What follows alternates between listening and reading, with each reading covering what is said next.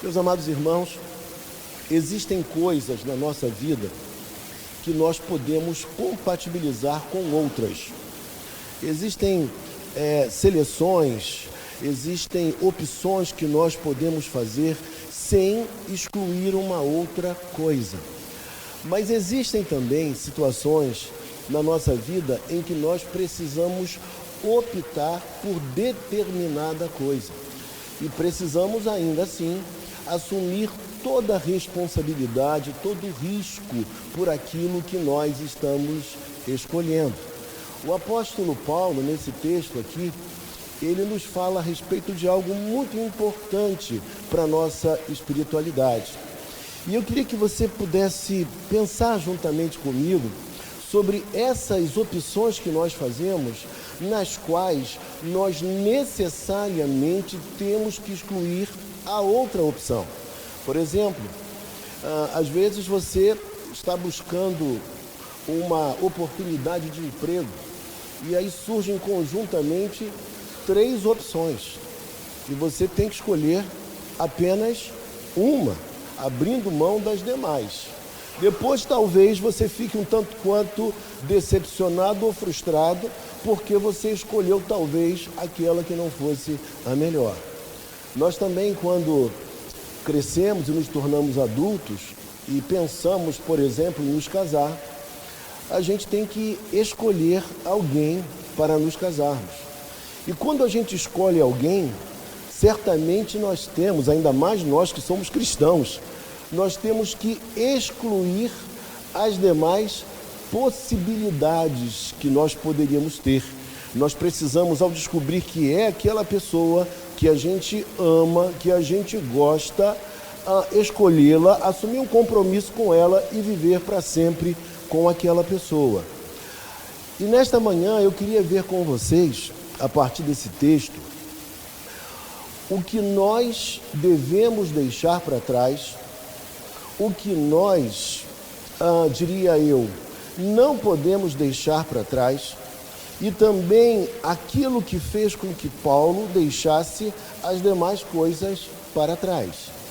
E eu começaria nesta manhã dizendo para vocês que, em primeiro lugar, o apóstolo Paulo, quando chega neste momento aqui, ele deixa algumas coisas que no passado para ele eram coisas extremamente importantes, pela maneira com a qual ele foi criado, a realidade, a conjuntura na qual ele viveu. Algumas coisas Paulo precisava deixar para trás. Deixar para trás, veja comigo, versículos 5 e também o versículo de número 6 do capítulo 3. A palavra do Senhor nos diz assim: circuncidado ao 8º dia, da linhagem de Israel, da tribo de Benjamim, hebreu dos hebreus, quanto à lei fariseu, quanto ao zelo perseguidor da igreja, quanto à justiça que há na lei, irrepreensível. Paulo cita aqui aproximadamente 7 coisas que o faziam estar tão ligado à religião de Israel, à religião judaica. Ele expressa os motivos pelos quais ele se gloriava anteriormente em ser judeu. Ele fala da sua origem, ele fala que ele era filho de pais judeus, enfim, ele fala de toda a ligação que ele possuía em relação à cultura hebraica. Ele fala também que ele, no seu zelo pela fé que ele abraçara, ele perseguia a igreja de Cristo. E nós sabemos que ao perseguir a igreja de Cristo, ele na verdade estava perseguindo ao próprio Cristo, perfeito? Ele perseguia ao próprio Cristo. E aí, meus irmãos, quando o apóstolo Paulo nesse texto fala que essas coisas que para ele eram tão importantes, tão valiosas, ele resolve abandonar essas coisas. Alguns dizem, inclusive, que Paulo havia perdido até mesmo a sua própria casa. Alguns estudiosos falam isso. Quando ele rompe com o judaísmo, ele estava abrindo mão, inclusive, da sua subsistência e até mesmo da sua própria casa. Olha a coragem que esse homem teve ao abandonar a sua religião de origem. É o que a Bíblia nos fala através dos versículos 5 e também o versículo 6.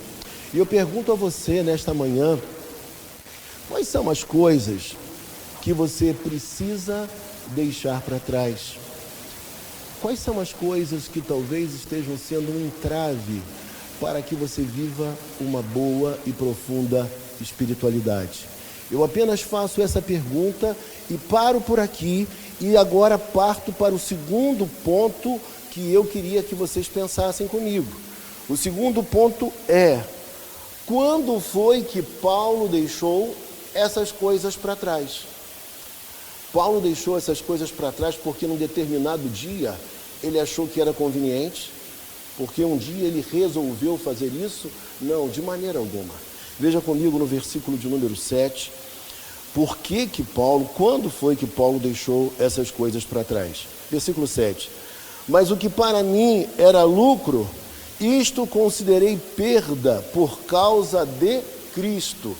O motivo pelo qual, a hora em que Paulo deixa essas coisas que eram tão importantes para ele, eu poderia dizer para você que está lá em Atos dos Apóstolos, capítulo 9, versículo 4, quando o Senhor diz para Paulo na estrada de Damasco: Saulo, Saulo, por que me persegues? Saulo, Saulo, por que me persegues?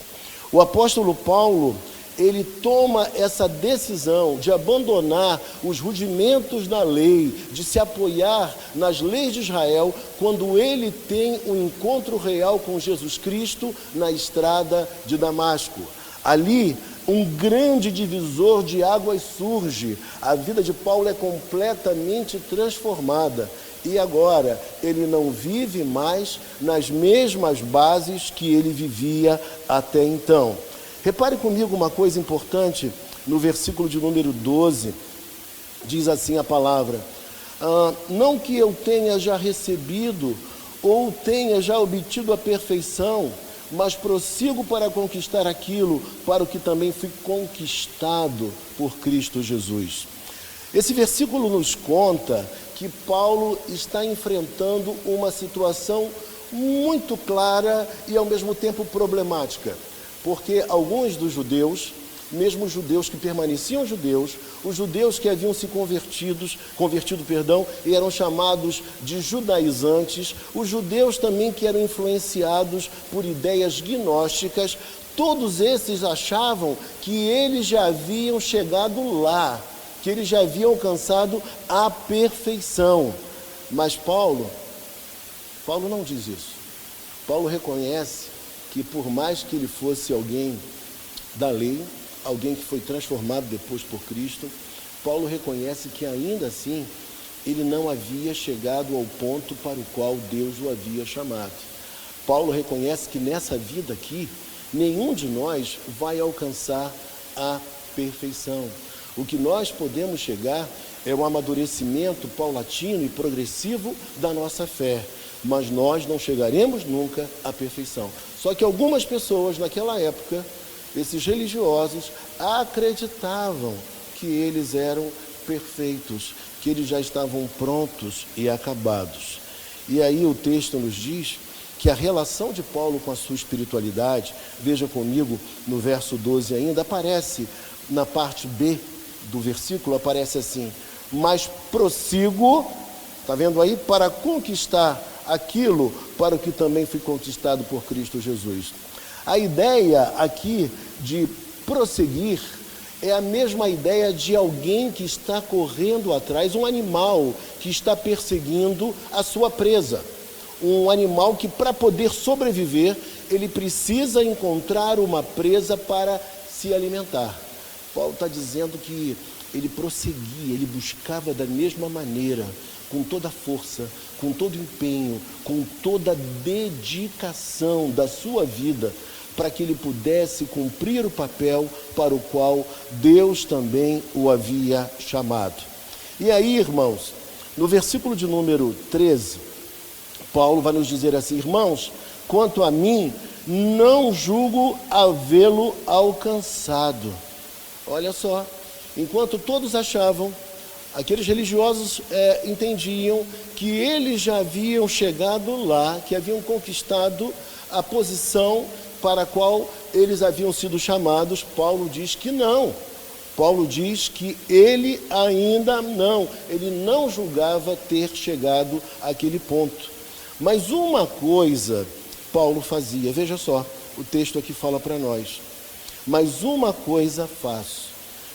Paulo fazia uma coisa. Paulo tinha um objetivo claro.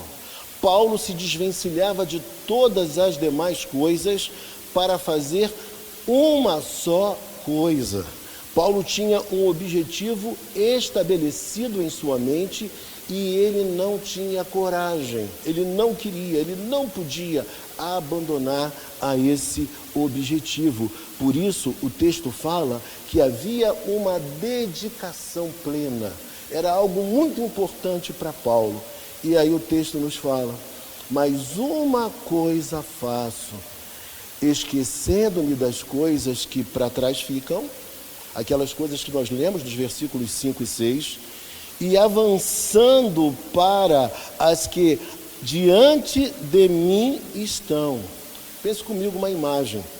Você quer chegar a um objetivo, você tem um desejo de ganhar uma competição.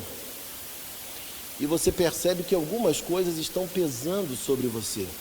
Você está carregando alguns utensílios, algumas peças que te tornam mais pesado, que te dão menos agilidade para você chegar aonde você deve chegar. E aí o que você deve fazer para cumprir esse objetivo? Pense comigo, veja se eu estou certo. A primeira coisa a fazer seria retirar de sobre você tudo aquilo que atrapalha o seu progresso, o seu desenvolvimento, o seu empenho. Paulo está dizendo aqui para a gente que essas coisas ele estava tirando de sobre si, porque ele tinha um alvo, ele tinha um objetivo. O seu objetivo não estava mais, como ele pensava, em cumprir a lei de Moisés, a lei do Antigo Testamento. Ele percebeu que por mais que ele fosse fiel à lei, ele não conseguiria jamais atender a todos os requisitos da lei. Então, uma nova oportunidade surge para ele agora. E a grande oportunidade, viver não mais debaixo da lei, mas viver agora debaixo da graça. A graça de Cristo para ele, ela era suficiente para que ele pudesse viver bem a sua vida e chegar aonde Deus havia chegado, queria que ele chegasse. Veja comigo uma coisa interessante ainda no versículo, voltando ao versículo de número 12, ele fala que ele foi conquistado por Deus para uma função, para uma tarefa específica na vida. E aí, eu pergunto a você, você sabe qual é o propósito de Deus para a sua vida? Você sabe para aquilo que Deus te chamou? Você está disposto a enfrentar as maiores barreiras, as maiores dificuldades, entendendo que Deus está com você, que Deus mesmo vai te fortalecer e vai te encaminhar nessa trajetória, por mais difícil que essa trajetória seja, você está consciente disso, e é essa consciência que o apóstolo Paulo possuía. O apóstolo Paulo sabia que a lei não se coadunava com a graça. Ou você vive pela lei, ou você vive pela graça, sabendo que a graça não vai nos trazer a salvação.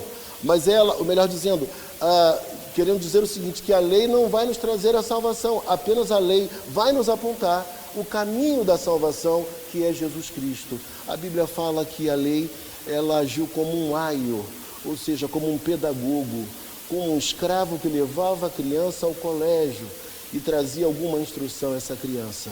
A lei nos tomou pela mão e nos apresentou a Jesus Cristo, o único que poderia nos salvar, nos dar vida nova e trazer essa esperança ao nosso coração. E aí no versículo de número 14, o texto fala assim: prossigo para o alvo. Existe uma palavra que nós temos na língua portuguesa que é escopo. E no grego a palavra também é scopus. A ideia aqui é que Paulo, na verdade, tinha um objetivo claro. Paulo tinha um alvo. Paulo sabia agora aonde ele deveria chegar. E nada melhor na nossa espiritualidade do que a gente saber aonde a gente deve chegar. E aí vem a questão, por que Paulo deixou tudo aquilo para trás? A herança familiar, a herança religiosa judaica, tudo aquilo que até então era tão importante para ele, por que Paulo deixou tudo aquilo para trás? Paulo deixou tudo aquilo para trás, porque agora ele era de Jesus Cristo, e por ser de Jesus Cristo, ele tinha um escopo, ele tinha um alvo, ele tinha um projeto da parte de Deus para que ele chegasse lá no final, que ele atravessasse aquela fita que nós vemos nas corridas olímpicas. Na verdade, aqui, eu estou lembrando de alguns episódios que você também já deve ter visto. Nós já vimos em algumas corridas de longa distância, alguns corredores olhando para trás para ver aonde estava quem vinha atrás dele, o que dava a ele mais risco de perder a corrida. Ele olhou para trás e viu que estava um pouco distante. O que ele fez? Ele continuou correndo, mas de forma moderada, porque sabia que ia chegar em primeiro lugar. Mas nós também conhecemos histórias de pessoas que olharam para trás para ver onde estava a pessoa que trazia mais risco a ele. E sabe o que aconteceu? Essa pessoa acabou tropeçando e caindo. E quem veio atrás passou à frente e ganhou a competição, ganhou a corrida. O que significa dizer que quando nós temos um objetivo, nós temos um alvo, nós fomos chamados por Cristo, nós precisamos olhar naquela direção, naquele foco, naquele escopo e não deixar de olhar para frente. Olhar só para Ele, olhar só para aquele alvo, para aquele objetivo e não desistir jamais, é o que nós devemos fazer. Outra coisa que eu queria que você pensasse comigo nesta manhã, o apóstolo Paulo, ele não correu por dinheiro, o apóstolo Paulo não seguiu a Cristo por dinheiro, o apóstolo Paulo não seguiu a Cristo por poder ou por fama. O apóstolo Paulo, assim como ele perseguiu a Cristo e a sua igreja, veja comigo o versículo 6 outra vez, olhe para a sua Bíblia, diz assim o versículo de número 6, veja comigo.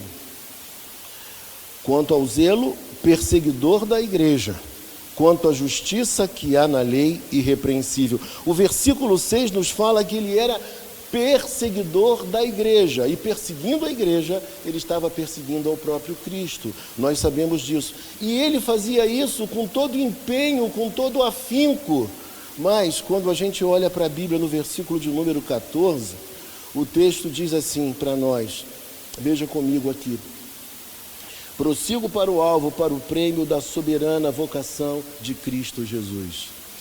Se antes ele perseguia a Cristo e a sua igreja, agora, o apóstolo Paulo, ele não persegue negativamente falando, mas ele persegue de forma positiva, ele segue, ele vai atrás, ele segue os passos de Jesus Cristo, que fez a ele um grande e sublime convite para segui-lo. E ele fala na palavra que agora ele tem um alvo, e esse alvo é para o prêmio da soberana vocação em Cristo Jesus. O que significaria para nós esse prêmio da soberana vocação em Cristo Jesus? A primeira coisa que eu diria para vocês é que agora ele tinha um objetivo na vida e um motivo para viver e para morrer. Esse motivo era Cristo. Ele agora vivia para Jesus Cristo, ele assumiu esse compromisso e não temia mais nada, porque sabia que Cristo era com ele. A segunda coisa que Paulo também quer nos ensinar aqui, quando fala desse prêmio da soberana vocação, ele fala que agora o aguardava a ressurreição, agora o aguardava a vida eterna. Ele sabia que Deus o havia chamado para promessas eternas. Ele não viveria apenas pautado nessa vida de 80, de 100 anos, nessa vida que todos nós vivemos. Mas o apóstolo Paulo sabia muito bem que se suas expectativas estivessem apenas nesse plano presente, ele seria, como diz a palavra, um homem muito infeliz. E todos nós, se olharmos para a vida apenas atentos às realizações do tempo presente, nós cristãos, nós somos os mais infelizes dos homens. Mas o nosso objetivo precisa extrapolar esse plano presente. Nós precisamos entender que a vida que nós levamos hoje, ela é para glorificar a Jesus Cristo. Tudo que fazemos é para a sua glória, mas que um dia nós adentraremos a eternidade. Nós temos uma promessa de um novo céu e de uma nova terra. O nosso evangelho não é o evangelho da prosperidade, não é o evangelho do aqui e agora, mas o evangelho que nos ensina a enfrentar as lutas da vida, os seus desafios, porque nós estamos contemplando uma pátria eterna, um novo céu e uma nova terra. O nosso grande objetivo é cumprir cabalmente o nosso chamado, o chamado que foi dado por Cristo a mim e a você também. Paulo também, ele sonhava com o momento que nós também devemos sonhar, o momento que antigamente acontecia mais ou menos assim. Aquele que vencia uma competição, ele era chamado e ele vinha até a pista. E na pista, o juiz, aquele que estava julgando, vendo quem correu legitimamente, corretamente, entregava ao vencedor o prêmio. Paulo estava esperando e aguardando esse momento, mas enquanto esse momento não chegava, ele vivia a sua vida plenamente para satisfazer ao seu Senhor. Querido, só que tem uma diferença aqui. Nas corridas que haviam naquela época, nas corridas que existiam naquela época, o que acontecia? Um era o vencedor. Mas na corrida que o Senhor chamou Paulo para correr, para empreender, que é a mesma corrida que nós também fomos chamados, essa corrida não é uma corrida de apenas um vencedor, mas é uma corrida onde todos nós, que somos servos de Jesus Cristo, nós somos mais que vencedores. Esse prêmio, essa coroa que o apóstolo Paulo esperava, é a mesma coroa, é o mesmo prêmio que aguarda a você e que aguarda a mim também. Finalizando, eu diria aos irmãos o seguinte: nós precisamos pensar nesta manhã sobre o que nós ainda precisamos deixar. Nós precisamos entender que um dia nós nos encontramos com Jesus Cristo. Não foi exatamente como Paulo na estrada de Damasco, mas cada um de nós, no tempo e no espaço, teve um encontro com Cristo. E foi esse momento que mudou completamente a nossa vida e fez com que a gente abandonasse uma série de coisas para poder seguir a Ele, porque Ele requer de cada um de nós exclusividade. E eu diria para você, finalizando, em terceiro lugar, nós precisamos pensar por que nós estamos deixando, ou por que deixamos, algumas coisas para trás. Em primeiro lugar, porque nós estamos perseguindo, nós estamos correndo uma boa carreira, nós estamos seguindo de fato essa soberana vocação que Deus tem para você e que Deus tem para mim também.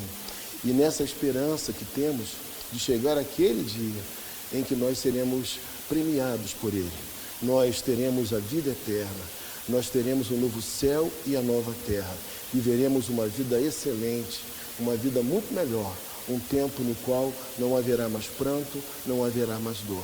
Mas enquanto estivermos aqui, enfrentando todos esses embates da vida, uma certeza nós temos, que o Senhor, Ele estará sempre conosco a nos ajudar, a firmar os nossos passos, a nos encaminhar, por mais difíceis que sejam os momentos. Cristo estará conosco todos os dias, diz a palavra, até a consumação dos séculos.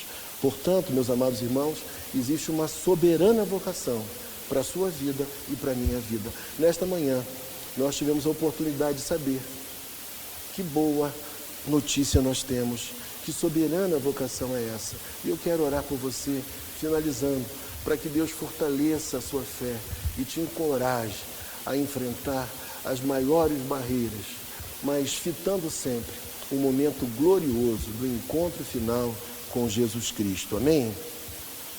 Vamos ficar em pé e orar.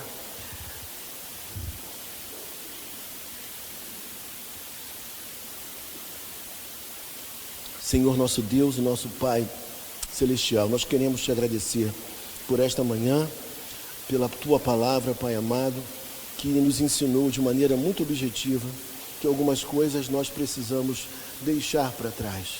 Precisamos nos desvencilhar de algumas cargas que atrapalham a nossa corrida, Pai.